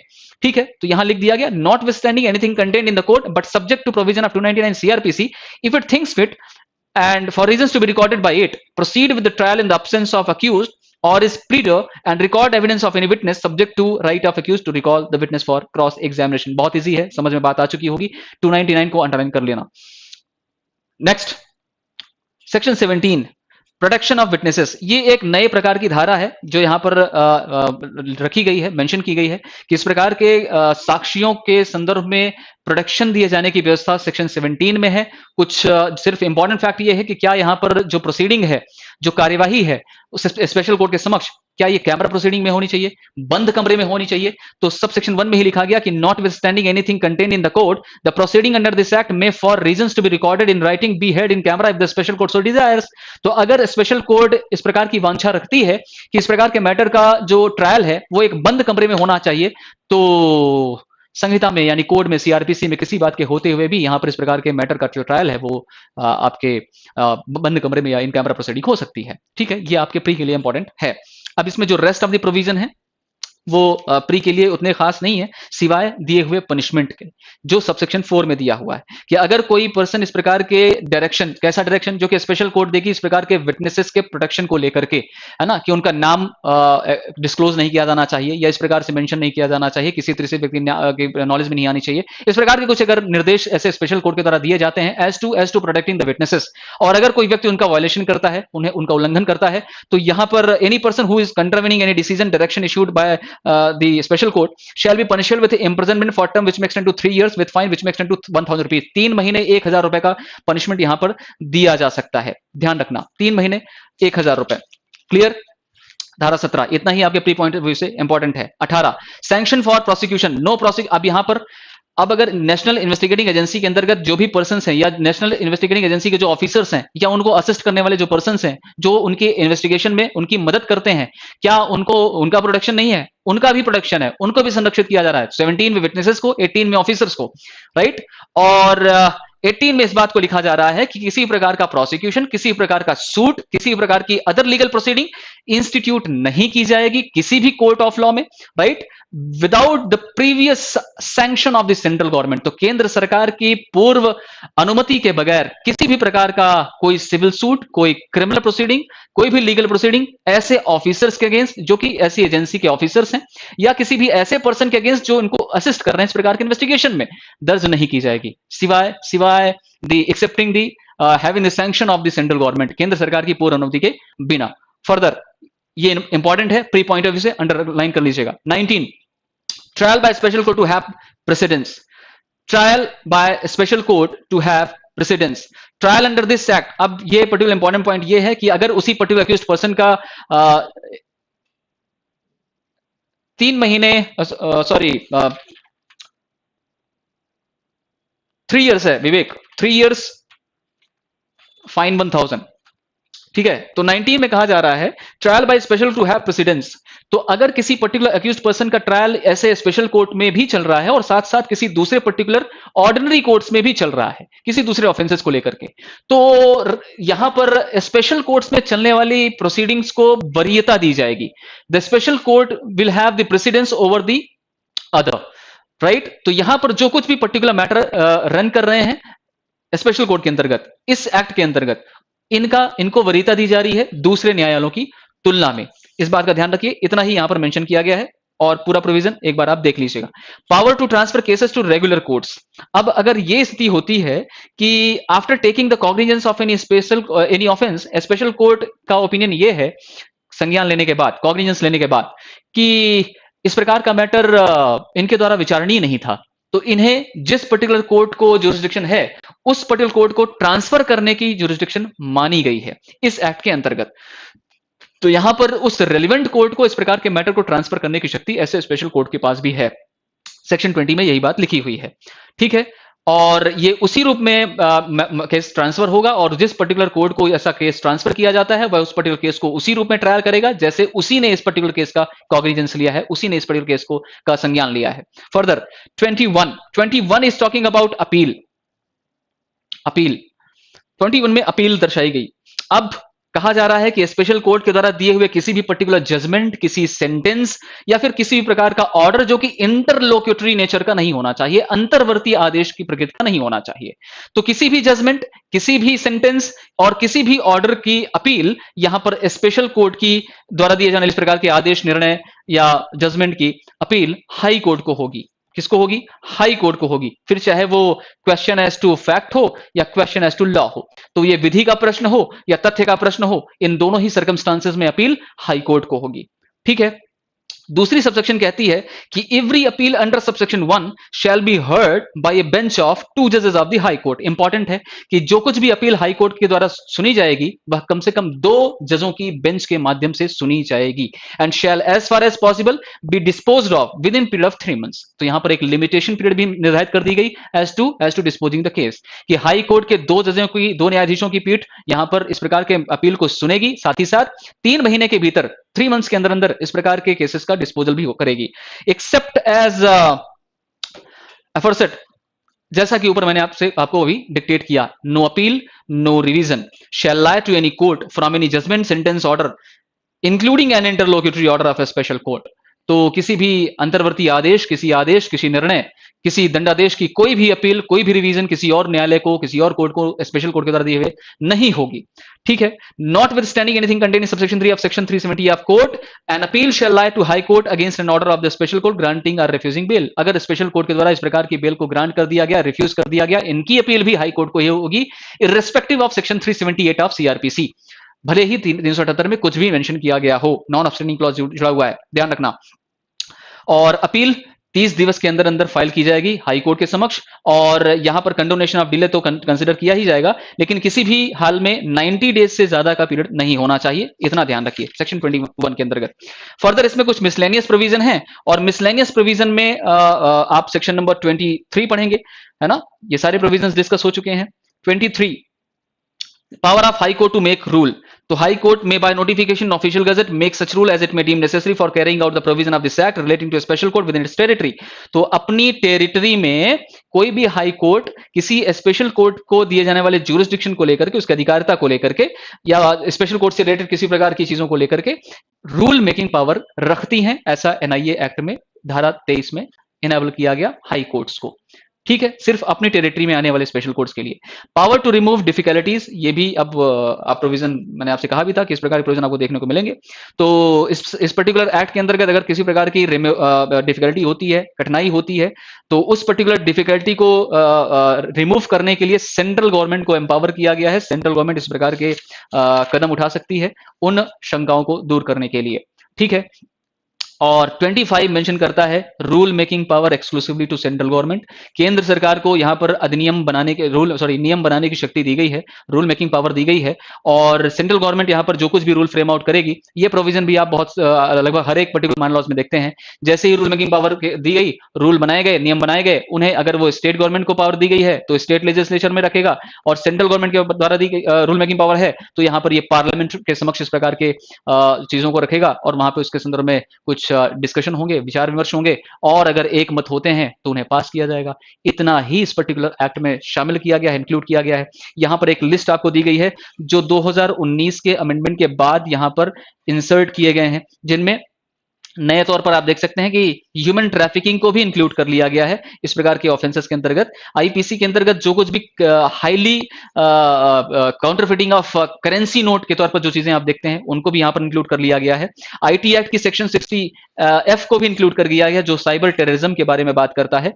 हालांकि साइबर टेररिज्म को ये डिफाइन नहीं करते, लेकिन साइबर टेररिज्म को इंक्लूड कर रहे हैं। तो इन सब चीजों पर प्रश्न उठता है कि ये कुछ चूंकि इस पब्लिक ऑर्डर यानी लोक व्यवस्था बनाए रखना है ना, ये किसका एक्ट है? ये निश्चित रूप से शेड्यूल नंबर 7 में, अनुसूची नंबर 7 में, और लिस्ट किसकी? स्टेट लिस्ट, राज्य की सूची में का विषय माना जाता है, उसका सब्जेक्ट मैटर माना जाता है। फिर कोई भी ऐसी चीजें जो दोनों क्रिमिनल लॉ क्या है? क्रिमिनल लॉ दोनों का विषय है, चाहे वो यूनियन लिस्ट हो चाहे वो स्टेट लिस्ट हो। तो संघ सूची और राज्य सूची दोनों में आने वाला विषय है क्रिमिनल लॉ, राइट? तो यहां पर राज्य को भी पावर है और केंद्र को भी पावर है। इंपॉर्टेंट फैक्ट नोट ये है, दोनों के बीच संघर्ष कहां है? यूनियन और सेंट्रल गवर्नमेंट के बीच संघर्ष कहां है? संघर्ष इस बात का है कि कुछ ऐसे मैटर हैं जो स्टेट गवर्नमेंट के जुरिस्डिक्शन के अंतर्गत आते हैं, और स्टेट गवर्नमेंट उन पर्टिकुलर चीजों को के संदर्भ में इन्वेस्टिगेशन करने की पावर रखती है।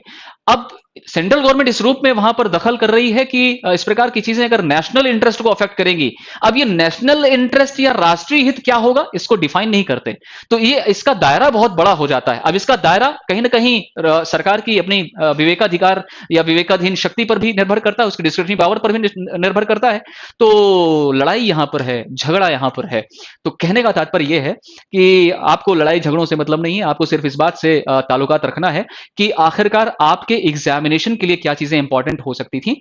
जो चीजें हम लोगों ने आज डिस्कस की हैं, we will make a particular new session again on the YouTube itself, that will be shared with all of you, कि हम इस पर पूछे जाने वाले कुछ स्पेसिफिक क्वेश्चन का प्रैक्टिस भी कर सकें, उसका अभ्यास भी कर सकें। ठीक है, क्योंकि अभी हमने सिर्फ लॉ को समझा है, सिर्फ एक्ट के अंतर्गत दिए जाने वाले इंपॉर्टेंट चीजों को समझा है। बहुत शॉर्ट में आपको कहना हो तो आप क्या क्या चीजें इंक्लूड रखोगे, याद कर रखोगे? तो शॉर्ट टाइटल याद रखिए, एक्सटेंशन याद रखिए, क्योंकि एक्सटेंशन यहां पर इंपॉर्टेंट है और यहां से क्वेश्चन फ्रेम होते हैं और होंगे ही। और अगला कमेंसमेंट याद रखिए। डेफिनेशन प्रोविजन में बहुत छोटी छोटी डेफिनेशंस हैं, उनका सिर्फ टर्मिनोलॉजी याद रखिए, क्या प्रिस्क्राइब किया गया है, कहां कौन सेक्शन को रेफर कर रहा है, बहुत ईजी है। फर्दर आपको क्या ध्यान रखना है? फर्दर आपको ध्यान रखना है, चूंकि एनआईए है तो एनआईए का कॉन्स्टिट्यूशन कौन करेगा, इनको पावर कौन देगा, इनको ज्यूरिसडिक्शन कौन प्रोवाइड करेगा, राइट? फर्दर अब ये इन्होंने इन्वेस्टिगेशन तो कर लिया, कहीं ना कहीं चार्जशीट पेश करेंगे या नहीं करेंगे? तो स्पेशल कोर्ट का दर्जा दिया जाने वाला है, किसको? कोर्ट ऑफ सेशंस को। तो स्पेशल कोर्ट्स का एस्टेब्लिशमेंट कौन कर रहा है, उनको पावर कौन कन्फर कर रहा है, राइट? उन पर सुपरिटेंडेंस पावर एसएनआईएस पर कौन करेगा, एडमिनिस्ट्रेशन पावर किसके पास होगी, राइट? बहुत शॉर्ट में समझिए। और स्पेशल कोर्ट्स को दिया जाने वाला जो पावर है या जुरिसडिक्शन है वो किस रूप में वेस्ट करेगा, किस प्रकार की शक्ति और अधिकारिता को ये एक्सरसाइज कर सकती हैं, राइट? फर्दर स्पेशल कोर्ट्स की इस प्रकार की पावर और जुरिसडिक्शन के बाद अब उनसे भी कोई व्यथित पर्सन है, विक्टिम पार्टी है, जो इस प्रकार के द्वारा दिए जाने जजमेंट ऑर्डर और सैंक्शन से व्यथित है, वो अपील करना चाहती है, कहां जाएगी? तो सेक्शन प्रोवाइड कर दी गई, अपील में जाओ बेटा। कहां जाओगे? हाई कोर्ट में जाओ। ठीक है, हाई कोर्ट में अपील करनी है, एक निर्धारित समय है, उस निर्धारित समय में अपील फाइल करो, राइट? कंडोनेशन में डिले मिलेगा, बिल्कुल मिलेगा, सफिशिएंट रीजन शो कीजिए, लेकिन 90 डेज से अधिक नहीं होना चाहिए, राइट? अब यहां पर एक्स्ट्रा में क्या पढ़ना है? एक्स्ट्रा में ये पढ़ना है कि जो एनआईएस की एजेंसीज के ऑफिसर्स हैं या जो पर्सन इन्हें असिस्ट कर रहे हैं, उनको क्या प्रोटेक्शन दिया जा रहा है? हाँ, सेक्शन 17 और 18 यहां पर इंक्लूड कर दी गई है। धारा 17 कहती है कि हम विटनेसेस को प्रोटेक्ट करेंगे, आप आइए अपनी टेस्टिमनी दीजिए, हम आपको प्रोटेक्ट करेंगे, राइट? इस प्रकार के कुछ प्रावधान है। अगर कोई इन्हें वॉयलेट करेगा तो हम सजा भी देंगे, राइट? 3 ईयर्स तक का इम्प्रिजनमेंट या 1000 रुपीज तक का फाइन दिया जा सकता है, ऐसे याद रखें। फर्दर इधर ऑफिसर्स को भी प्रोटेक्शन दिया जा रहा है कि उनके खिलाफ किसी प्रकार का लीगल एक्शन नहीं लिया जाएगा until and unless the previous sanction has been taken from the central government, that's it, this is the condition। अब क्या याद रखना है? रूल मेकिंग पावर याद रखिए, आपका एक्ट कंप्लीट होता है। थैंक यू टू ऑल कि आप सबने बहुत पेशेंस के साथ इस पर्टिकुलर सेशन को अटेंड किया, और मैं उम्मीद करता हूं कि आप सबने बहुत ध्यान से इस पर्टिकुलर सेशन को अटेंड किया होगा, और मैं पूरी शुभकामनाएं देता हूं। आप अच्छा करें अपने जीवन में भी और अपने एग्जामिनेशन में भी, राइट? तो अपने लक्ष्य की प्राप्ति के लिए ठीक उसी प्रकार से उद्यत रहिए, आत्मविश्वास से लबरेज रहिए। और मैं अंतिम में दुष्यंत कुमार साहब की इन पंक्तियों से इस सेशन को समाप्त करूंगा, ताकि आपका जो आत्मविश्वास है वो उसी रूप में लहराता रहे कि हो गई है पीर पर्वत सी पिघलनी चाहिए, हो गई है पीर पर्वत सी पिघलनी चाहिए, इस हिमालय से अब कोई गंगा निकलनी चाहिए। शर्त लेकिन थी कि ये बुनियाद हिलनी चाहिए, हाथ लहराते हुए लाश चलनी चाहिए। तो मेरे सीने में ना सही, तेरे सीने में ही सही, हो कहीं भी आग लेकिन आग जलनी चाहिए। तो इस इस प्रणयता के साथ, इस प्रेरणा के साथ अपने अंदर की उस प्रज्वल अग्नि को जलाए रखें और अपने जीवन के इस लक्ष्य को प्राप्त करें। Thank you to all, thank you to all.